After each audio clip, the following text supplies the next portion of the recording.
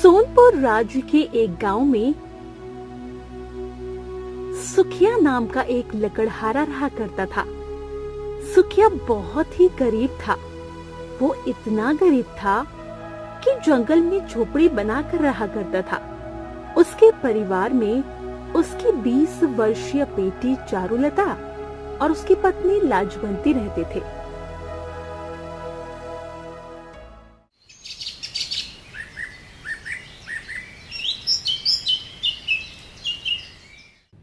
एक दिन लाजवंती अपने पति सुखिया से बोली, हमारी बेटी 20 वर्ष की हो चुकी है। हमारी बेटी की सुंदरता की चर्चा आसपास के गांव में फैली हुई है। अब उसके हाथ पीले करने का समय आ गया है। तुम सही कहती हो लाजो। इसीलिए आज से मैं बहुत ज्यादा मेहनत करूंगा। अब से मैं जंगल में लकड़ियां ज्यादा काटूंगा। इतना बोलकर सुखिया अपनी कुल्हाड़ी लेकर जंगल की ओर निकल गया। लाजवंती अपनी बेटी चारुलता से बोली, बेटी, घर पर पानी खत्म हो गया है। तू जाकर मटकी से तालाब से पानी भर ला। अपनी माँ की बात सुनकर चारुलता मटकी लेकर सीधे तालाब की ओर चली गई।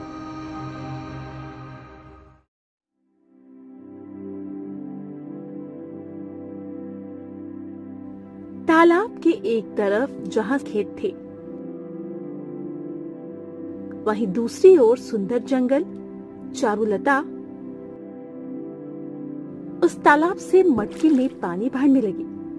तभी उसके कानों में किसी पुरुष की आवाज सुनाई दी। क्या तुम मुझे अपनी मटकी से पानी पिला सकती हो? मुझे बहुत तेज प्यास लगी है। चारुलता ने जैसे ही पीछे पलटकर देखा तो उसके सामने घोड़े पर एक सुंदर राजकुमार खड़ा हुआ था। राजकुमार चारुलता को आंखें फाड़ फाड़ कर देखते हुए अपने मन में बोला, हाँ, इतनी सुंदर लड़की तो मैंने कभी अपने जीवन में नहीं देखी। तभी राजकुमार से चारुलता बोली, आप मुझे ऐसे क्यों देख रहे हैं? कुछ नहीं, बस यूं ही तुम्हारी सुंदरता ने हमारा मन मोह लिया है। मैंने तुमसे अधिक सुंदर स्त्री अपने जीवन में नहीं देखी। सुंदरता चेहरे पर नहीं बल्कि मन में होती है। इतना बोलकर चारुलता ने अपनी मटकी राजकुमार को पकड़ा दी। राजकुमार एक ही सांस में सारा पानी पी गया, मानो कि बरसों का प्यासा हो। चारुलता मटकी में पानी दोबारा भरकर अपने घर की झोपड़ी की ओर जाने लगी कि तभी राजकुमार की आवाज पीछे से उसके कानों में टकराई। तुम कहाँ रहती हो? गरीब लोगों का ठिकाना कहीं नहीं होता, इसीलिए वो अक्सर तन्हाई में रहना पसंद करते हैं। इतना बोलकर चारुलता वहां से चली गई। राजकुमार जयदेव चारुलता के पीछे जाने ही वाला था कि तभी एक सैनिक की आवाज उसके कानों में आई। राजकुमार जयदेव, आप कहाँ चले गए थे? अब हमें राजमहल पहुंचना है। राजकुमार जयदेव मन महसूस कर सीधा उस सैनिक के साथ राजमहल की ओर चला गया। इधर शाम के समय सुखिया चिंतित अवस्था में अपनी पत्नी से बोला, हाँ, सोचा था कि ज्यादा लकड़ियां काटूंगा तो ज्यादा आमदनी होगी, मगर आज तो उतनी लकड़ियां भी नहीं बिकी जितनी बिका करती थी। मुझे लगता है हमें सोनपुर राज्य के राजा से मिलना चाहिए। कहते हैं सोनपुर राज्य के राजा संग्राम सिंह प्रजा की बहुत ज्यादा मदद करते हैं। तुम सही कहती हो। हम कल ही सोनपुर राज्य के लिए रवाना हो जाएंगे लाजवंती। लेकिन एक समस्या है, हमारे पास वहां धर्मशाला में ठहरने के लिए धन नहीं है। इस संसार में जंगल ही एक ऐसा होता है जहाँ पर रुकने के लिए धन की आवश्यकता नहीं होती। जैसे हम इस जंगल में रह रहे हैं, वैसे ही हम वहाँ भी जंगल में कोई न कोई ठिकाना ढूंढ ही लेंगे।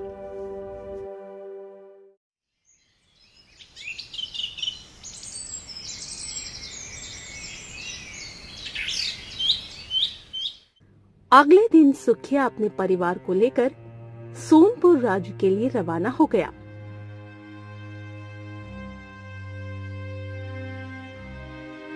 इधर राजकुमार जयदेव बेचैनी की आलम में अपने महल में बने हुए सुंदर कक्ष में टहल रहा था।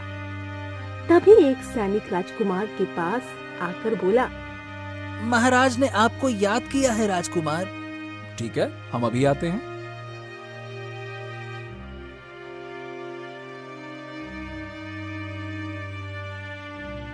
कुछ देर बाद राजकुमार महल के उस कक्ष में चला गया जहाँ पर उसके पिता राजा संग्राम सिंह अपने राज्य के मंत्रियों के साथ बैठक किया करते थे। राजकुमार अपने पिता की ओर देखकर बोला, आपने मुझे याद किया पिताजी।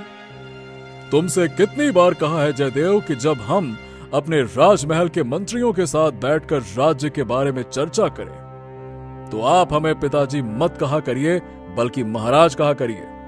जो नियम हमारी पीढ़ियों के जमाने से चला आ रहा है वो बदल नहीं सकते हैं, समझे आप? क्षमा कीजिए महाराज, मुझसे भूल हो गई। आपने मुझे क्यों बुलाया? मैंने सुना है कि कल तुम जब से यात्रा से लौटे हो तब से कुछ खोए खोए से हो। ऐसा नहीं है महाराज, आपको जरूर कोई गलतफहमी हुई है। तो फिर तुम्हें यह क्यों नहीं याद रहा कि आज की बैठक में तुम्हें भी शामिल होना था?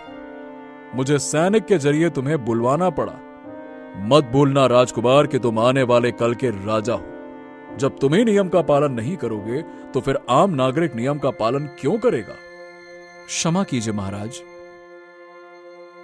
इतना बोलकर राजकुमार जयदेव वहां से चला गया।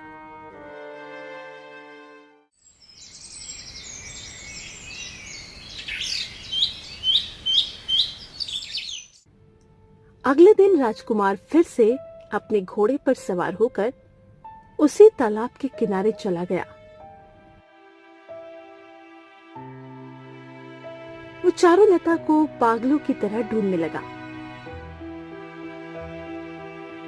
मगर वो उसे कहीं नहीं मिली। राजकुमार अपने आप से बोला, मुझे उस सुंदर कन्या से पहली ही नजर में प्रेम हो गया है। मैं उसके बगैर जीवित नहीं रह सकता। वो संसार के किसी भी कोने में क्यों ना हो, मैं अपने प्रेम को खोजकर ढूंढ निकालूंगा। इतना बोलकर राजकुमार अपने महल की ओर वापस चला गया। इधर सुखिया सोनपुर राज्य के सीमा से अलग हटकर एक जंगल में झोपड़ी बनाकर रहने लगा। वो अपनी पत्नी से बोला, लाजवंती, आज मैं महाराज संग्राम सिंह से मिलने जा रहा हूँ। ईश्वर से प्रार्थना करना कि वो हमारी सहायता कर दे। इतना बोलकर सुखिया सीधे राजमहल की ओर रवाना हो गया। कुछ ही देर में वो राजमहल के अंदर राजा संग्राम सिंह के सामने खड़ा हुआ था। कौन हो तुम? मैं एक गरीब लकड़हारा हूँ महाराज। मेरी एक पुत्री है जो कि बहुत सुंदर है, लेकिन मेरे पास इतना धन नहीं है कि मैं उसके हाथ पीले कर सकूं। महाराज, मैं यहाँ पर इसलिए आया हूँ ताकि आप मुझे कुछ धन दें, जिससे कि मैं अपनी पुत्री के हाथ पीले कर सकूं। मुझे प्रजा की सहायता करने में बहुत प्रसन्नता होती है, लेकिन मैं बगैर छानबीन के किसी की भी सहायता नहीं कर सकता, क्योंकि बहुत से लोग झूठ बोलकर मुझसे धन ले जाते हैं। पहले मैं इस मामले की छानबीन करूंगा। आप जैसी छानबीन करना चाहते हैं कर सकते हैं। मैं आपके राज्य की सीमा से सटे हुए जंगल में झोपड़ी बनाकर रह रहा हूँ। मेरे पास इतना धन भी नहीं है कि मैं किसी धर्मशाला में ठहर सकूं महाराज। ठीक है, तुम जा सकते हो। हम कल ही अपने पुत्र राजकुमार जयदेव को कुछ सैनिकों के साथ तुम्हारी झोपड़ी में भेजेंगे, और तुमने जो कहा है अगर वो सत्य निकला तो हम तुम्हें इतना धन देंगे कि तुम्हारी 7 पीढ़ियां बैठकर खाएंगे, और अगर वो झूठ निकला तो हम तुम्हें सरेआम फांसी पर लटका देंगे। इतना कहकर सुखिया राजमहल से चला गया।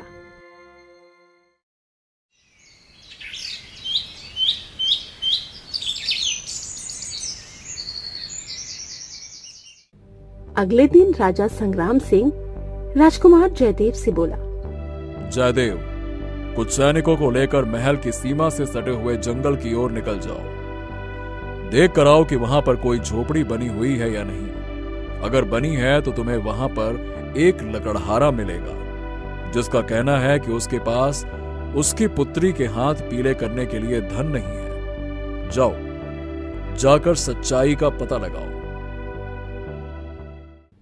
राजकुमार जयदेव उसी समय सैनिकों को लेकर निकल गया। कुछ देर में वो उस झोपड़ी के सामने खड़ा हुआ था। तभी उसकी नजर झोपड़ी के बाहर खेतों में चारुलता पर पड़ी। राजकुमार जयदेव तुरंत घोड़े से उतरकर चारुलता के पास जाकर बोला,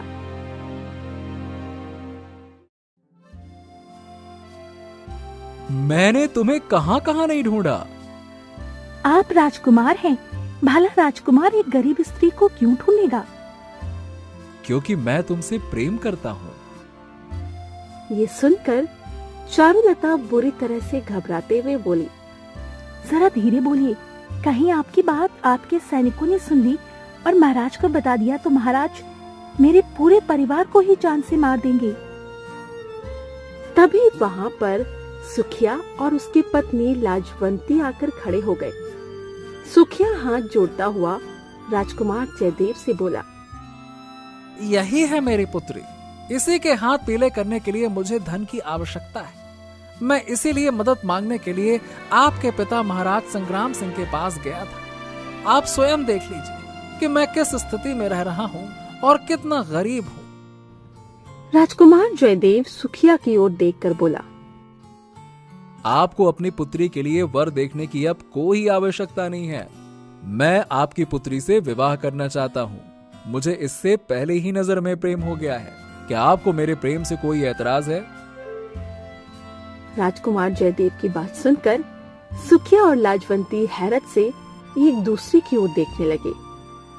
अगर मेरी पुत्री का विवाह आपके साथ हो जाता है तो मेरे लिए इससे बड़ी सौभाग्य की बात क्या होगी महाराज। ये सुनकर चारुलता बुरी तरह से शर्मा गई और वहां से चली गई।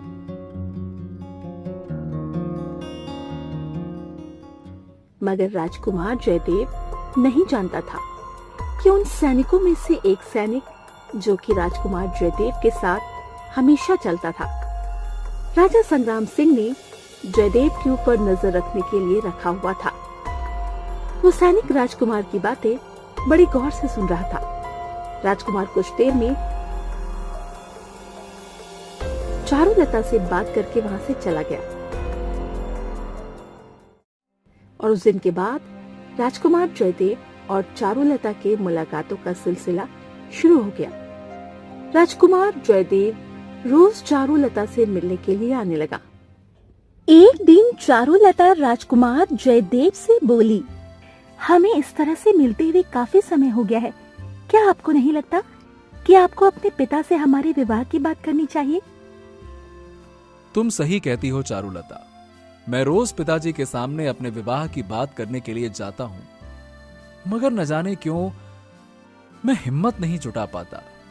आपको अपने प्रेम पर भरोसा करना चाहिए। मैंने सुना है सच्चे प्रेमियों को कोई अलग नहीं कर सकता। मुझे विश्वास है अगर आपका और मेरा प्रेम सच्चा है और पवित्र है तो महाराज आपकी बात को जरूर मानेंगे। मैं कल ही पिताजी से विवाह की बात करूंगा।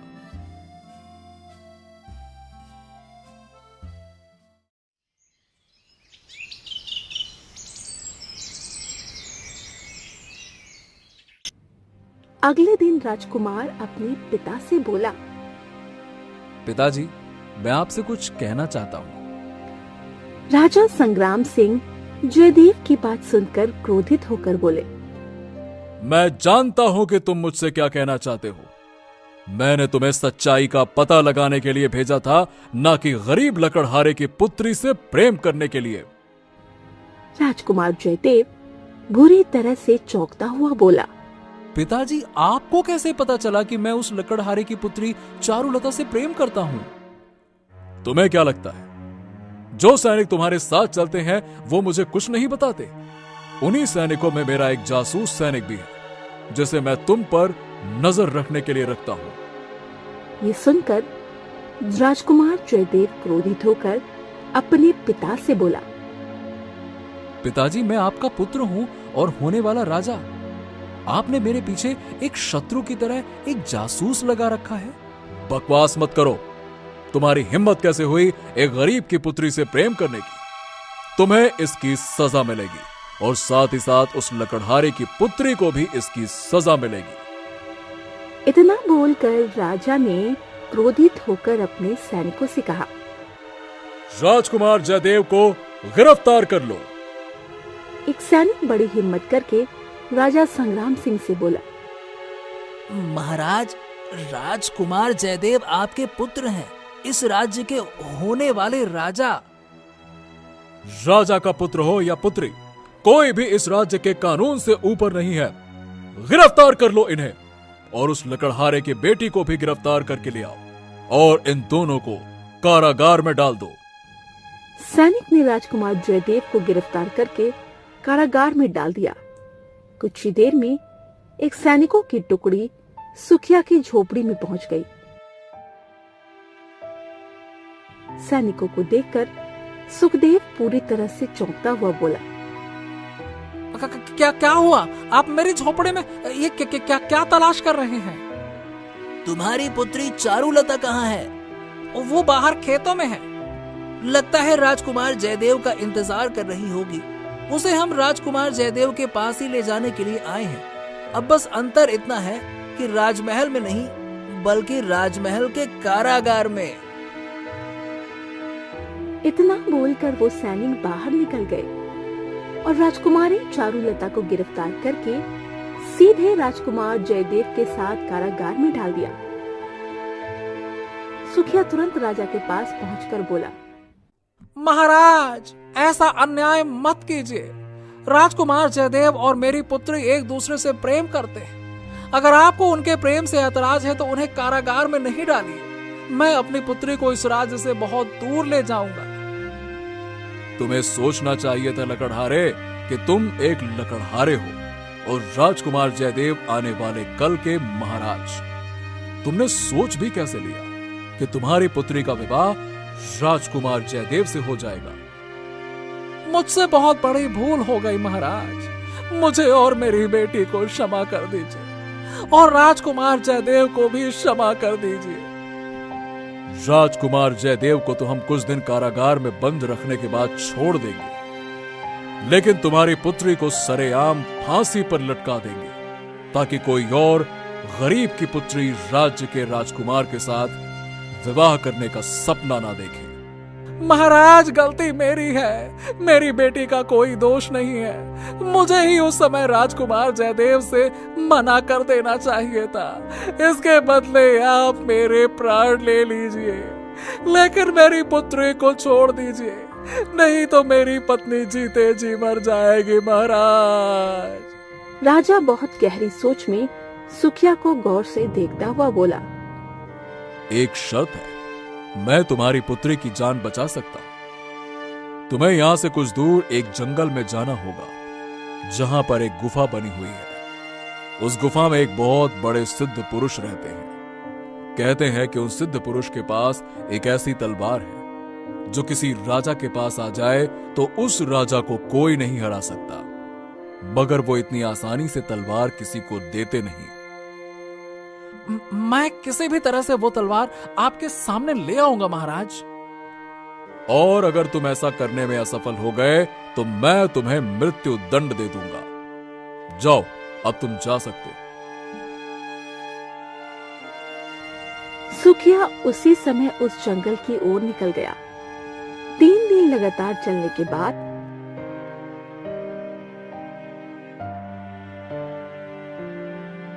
वो उस गुफा के पास पहुंच गया। कुछ देर बाद वो गुफा के अंदर चला गया,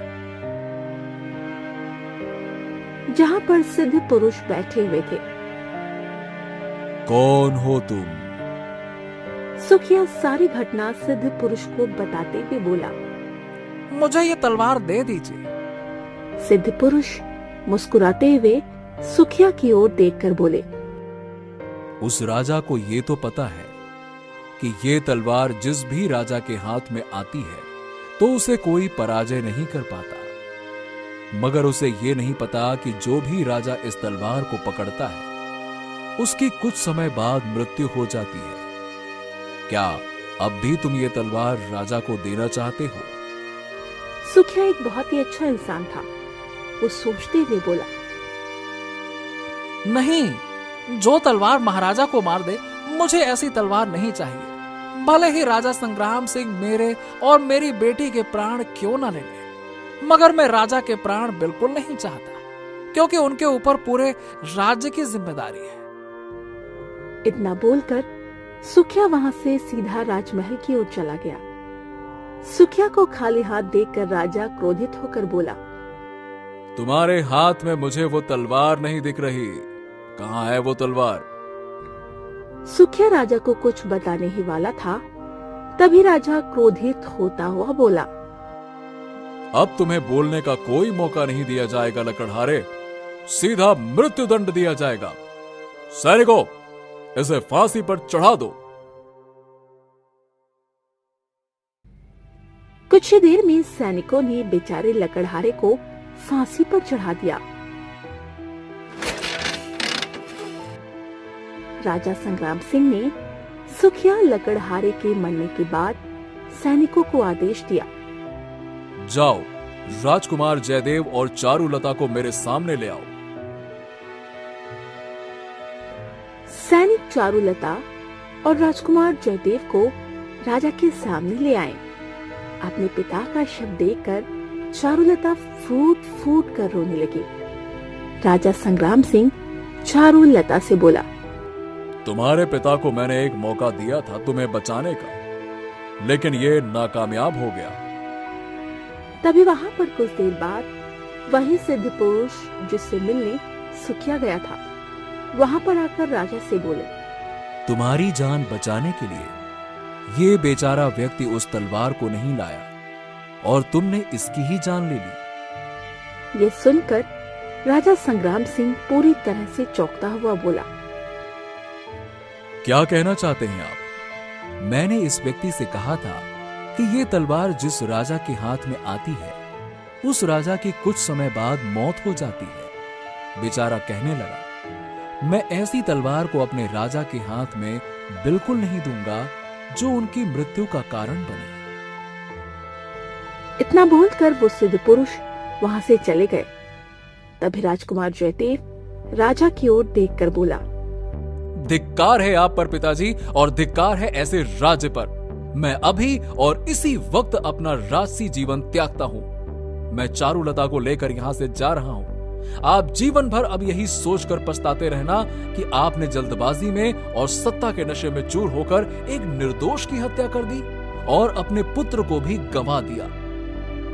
इतना बोलकर राजकुमार जयदेव चारुलता का हाथ पकड़कर राजमहल से निकल गया और उसी जंगल में चारुलता की मां लाजवंती के साथ आम व्यक्तियों की तरह जीवन बिताने लगा। राजा संग्राम सिंह के पास पछताने के अलावा कुछ भी नहीं बचा था।